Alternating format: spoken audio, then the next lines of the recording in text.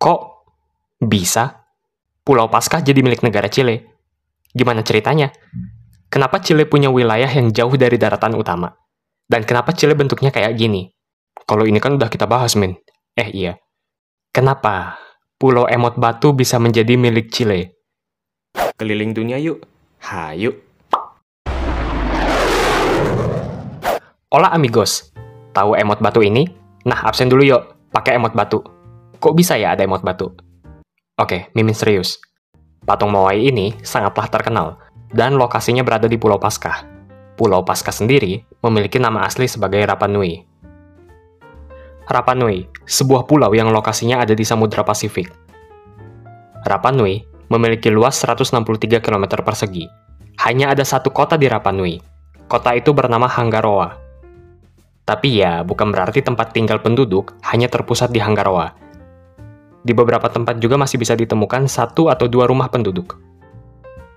Kalau ngomongin Pulau Paskah atau Rapa Nui, pasti nggak bakal bisa lepas dari yang namanya patung Moai, sebuah patung yang menurut Mimin sangatlah unik.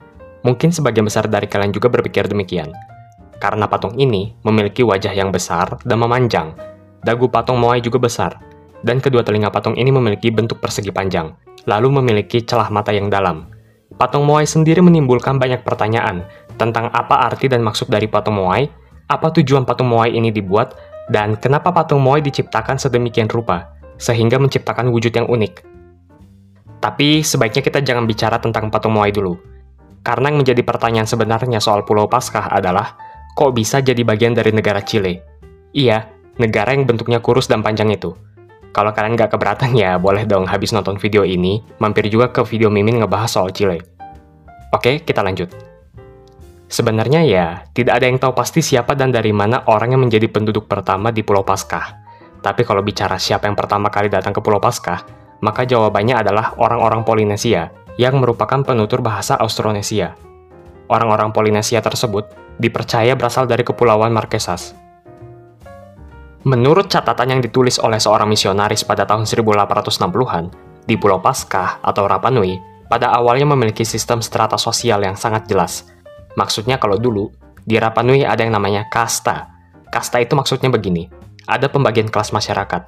Ada yang jadi raja, ada yang jadi pedagang kaya, ada yang jadi rakyat biasa. Nah, begitupun yang pada awalnya terjadi di Rapa Nui.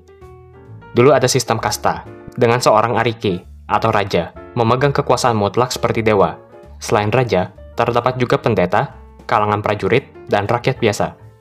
Kabarnya, kedatangan bangsa Eropa di Rapa Nui sendiri terjadi pada tanggal 5 April 1722. Kedatangan bangsa Eropa yang menjadi alasan Rapa Nui juga disebut sebagai Pulau Paskah, karena pada tanggal 5 April 1722 merupakan Minggu Paskah. Waktu itu seorang navigator asal Belanda bernama Jacob Roggeveen sedang mencari Pulau Davis, tapi ia malah menemukan Rapa Nui, lalu menetap di Rapa Nui selama seminggu, dan memperkirakan kalau di Rapa Nui ada sekitar 2.000-3.000 penduduk di pulau tersebut. Anak buahnya melaporkan kalau ada sosok batu atau patung yang mempunyai ciri khas, tinggi, dan diperkirakan tingginya adalah 30 kaki. Anak buah Jacob turut melaporkan bahwa tanah di pulau itu sangatlah subur dan iklim pulau itu sangat baik. Para penduduk pulau terpesona dan kagum melihat orang-orang Belanda tersebut. Para penduduk Pulau Rapa Nui mencoba menyentuh pakaian orang-orang Belanda itu, bahkan juga dengan senjata api mereka. Pada saat itulah, terdengar bunyi tembakan. Tidak diketahui siapa yang menembak. Yang jelas, tembakan itu menyebabkan tewasnya 10 penduduk pulau. Para awak kapal Belanda juga sangat sedih dan berduka melihat hal tersebut. Setelah itu, orang-orang Belanda tersebut pergi. Kedatangan bangsa Eropa yang selanjutnya terjadi pada tanggal 15 November 1770. Dua kapal Spanyol yang bernama San Lorenzo dan Santa Rosalia dikirim oleh seorang raja muda dari Peru yang bernama Manuel de Amata. Jadi bangsa Spanyol menghabiskan waktu selama 5 hari untuk menjelajahi pantai Pulau Rapa Nui, lalu menamakan pulau tersebut sebagai Isla de las Carlos. Mereka memberi nama pulau itu sesuai dengan raja Spanyol waktu itu, yang bernama Charles III. Oh iya, Charles itu adalah Carlos dalam versi bahasa Inggris ya. Lalu pada pertengahan Maret di tahun 1774, penjelajah asal Inggris bernama James Cook mengunjungi Rapa Nui. James Cook nggak ikut menelusuri pulau, soalnya dia lagi sakit, kasihan. Jadi anak buahnya aja yang observasi. Anak buah James Cook melaporkan kalau mereka melihat patung-patung yang tidak terurus, dan sebagian patung yang sudah jatuh. Salah satu anak buah James Cook yang merupakan ahli botani menggambarkan Rapa Nui sebagai a poor land atau tanah yang kasihan. James Cook memperkirakan ada sekitar 700 orang yang tinggal di Rapa Nui. Dia melihat ada 3 atau 4 perahu kano, tapi semua perahu itu tidak layak untuk digunakan. Sebagian wilayah pulau ditanami pisang, tebu, dan ubi jalar. Sedangkan sebagian wilayah yang lain terlihat seperti pernah digunakan, namun sekarang tidak digunakan lagi. Nah, tidak seperti sebelumnya, kali ini orang-orang Rapa Nui membawa senjata ketika mendatangi James Cook dan anak buahnya. Lalu pada tanggal 10 April 1786, seorang penjelajah asal Prancis bernama Jean-François de Galaume Comte de la Pérouse mengunjungi Rapa Nui dan membuat peta yang detail tentang Pulau Rapa Nui. Dia menggambarkan Pulau Rapa Nui sebagai pulau yang 1/10 wilayahnya dibudidayakan. Ia juga memperkirakan kalau populasi Pulau Rapa Nui ada sekitar 2.000 orang. Nah, karena peta Pulau Rapa Nui semakin banyak dipublikasikan, orang-orang jadi tahu lokasi Rapa Nui. Sehingga, pada abad ke-19, Pulau Rapa Nui menjadi tempat pemberhentian kapal-kapal penyegel dan juga kapal-kapal penangkapan ikan paus. Dan waktu itu, terdapat lebih dari 50 kunjungan kapal. Akan tetapi, seiring berjalannya waktu, ketika kapal penyegel Amerika berkunjung ke Rapa Nui pada tahun 1805, penduduk Rapa Nui secara paksa dijadikan sebagai awak kapal dan pekerja, dan juga sebagai budak. Terdapat sebuah masa atau saat-saat di mana penduduk Rapa Nui diculik oleh para budak dari Peru. Sebagian dijual di Peru dan dijadikan sebagai pembantu rumah tangga. Banyak penduduk Rapa Nui yang pada akhirnya jatuh sakit dan meninggal. Hal ini tentu saja menjadi berita besar, sehingga merusak reputasi Peru di mata seluruh dunia, sehingga menimbulkan kemarahan dan protes, terutama oleh pemerintah dan komunitas misionaris dari Prancis. Pada akhirnya, pemerintah Peru melarang pemukim Polinesia untuk datang ke Peru. Oke, setelah berbagai cerita sejarah yang panjang, dan rasanya Mimin masih belum menjelaskan bagaimana bisa Chile memiliki hubungan dengan Rapa Nui atau Pulau Paskah, dan gimana ceritanya Pulau Paskah menjadi bagian dari Chile. Mungkin kalau kalian sudah nonton beberapa video di channel Mimin, pasti sering banget dengar Mimin bilang kata aneksasi. Yap, hal yang sama terjadi juga di Rapa Nui. Pada tanggal 8 Maret 1837, di bawah komando Teniente de Marina Leoncio Signoret, kapal Angkatan Laut Chile, Colo-Colo, berlayar dari Valparaiso menuju Australia. Nah, kan rute dari Chile ke Australia itu lewat Samudra Pasifik, jadi Colo-Colo merupakan kapal Chile pertama yang mengunjungi Pulau Paskah. Tapi Mimin sendiri kurang memperoleh sumber juga ya, apakah Colo-Colo cuma sekedar lewat aja terus disebut sebagai mengunjungi, atau Colo-Colo emang beneran pernah sampai di Rapa Nui? Kalau menurut kalian gimana amigos? Rapa Nui kemudian dianeksasi oleh Chile pada tanggal 9 September 1888 oleh Policarpo Toro, seorang perwira Angkatan Laut Chile. Aneksasi tersebut dilakukan melalui sebuah perjanjian yang disebut Tratado de Anexión de la Isla, yang artinya perjanjian aneksasi pulau. Setelah melakukan aneksasi terhadap Rapa Nui, Chile memaksa penduduk Rapa Nui untuk membuat tembok pemisah di Hangaroa. Tembok pemisah ini memaksa penduduk untuk tetap tinggal di Hangaroa, menjadi sebuah lingkungan yang miskin. Pulau Rapa Nui dialihkan kepada perusahaan peternak domba Inggris, yaitu Williamson Balfour. Nah, karena di Rapa Nui sudah tidak bisa lagi melakukan kegiatan pertanian, maka penduduk Rapa Nui terpaksa bekerja di peternakan untuk membeli makanan. Loh, kok ada peternakan? Ya kan Rapa Nui tadi dialihkan ke perusahaan peternakan, yang Mimin barusan jelasin. Selama bertahun-tahun, banyak ekspedisi yang dilakukan ke Rapa Nui, seperti misalnya ekspedisi Mana, yang dipimpin oleh Catherine dan William Scoresby Routledge.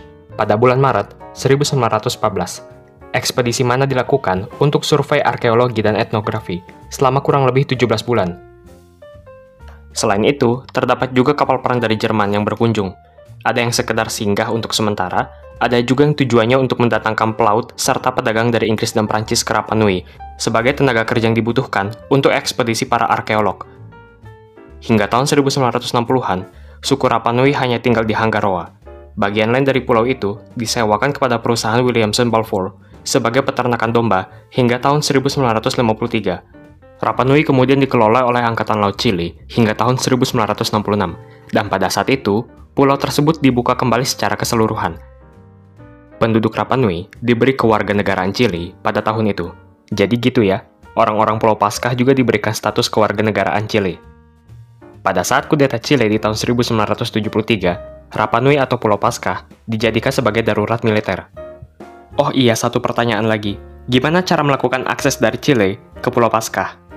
Ternyata, ada penerbangan dengan rute dari Chile ke Pulau Paskah, dari Bandara Arturo Merino Benitez International Airport di Chile, terus mendarat di Mataveri International Airport, atau sering juga disebut sebagai Isla de Pascua Airport, menggunakan pesawat dari maskapai LATAM Chile. Bandara di Pulau Paskah ini memiliki landasan pacu sepanjang 3.305 meter. Iya deng, Mimin belum bahas soal patung Moai. Patung Moai adalah sekumpulan patung yang dipahat oleh orang-orang Rapa Nui di antara tahun 1250 sampai dengan tahun 1500. Sebagian patung Moai berada di sekitar Ranoraraku, sebuah kawah vulkanik di Pulau Rapa Nui, sedangkan sebagian lagi dipindahkan ke platform batu yang disebut Ahu dan terdapat di sekeliling pulau. Namun patung Moai sempat digulingkan sekitar akhir abad ke-18 dan awal abad ke-19, kemungkinan besar akibat kontak dengan bangsa Eropa atau perang antar suku. Tapi tentu saja, kalau sekarang patung-patung tersebut sudah kembali berdiri, dan seperti yang sering kita saksikan sekarang. Para arkeolog percaya bahwa patung-patung Moai merupakan representasi nenek moyang orang Polinesia kuno. Patung-patung Moai dipercaya juga sebagai simbol otoritas dan kekuasaan. Namun lebih dari itu, patung Moai merupakan tempat untuk roh suci dan bersifat magis. Makna spiritual magis ini disebut sebagai mana. Patung-patung Moai menghadap ke desa, seolah-olah sedang mengawasi masyarakat. Tapi ada juga 7 patung Moai yang disebut Ahu Akivi, yang menghadap ke arah laut. Tujuannya untuk membantu wisatawan dapat menemukan Pulau Rapa Nui. Ada legenda yang mengatakan, ada 7 pria yang menunggu kedatangan raja mereka. Oh iya, ada yang tahu kenapa patung Moai bentuknya bisa berbeda-beda? Silahkan komen di kolom komentar, amigos. Oh iya, amigos, mohon maaf kalau Mimin masih banyak kekurangan dalam penyampaian informasi ya. Jadi kalian boleh koreksi juga. Amigos bebas berpendapat ya, kritik, saran, asalkan sopan. Mungkin ada juga yang kurang berkenan misalnya dengan jokes Mimin. Mudah-mudahan kedepannya Mimin juga bisa lebih baik lagi ya. Kalau ada kritik dan saran, Mimin berterima kasih. Berarti itu semua bentuk perhatian dari kalian semua, amigos. Sehat-sehat semuanya!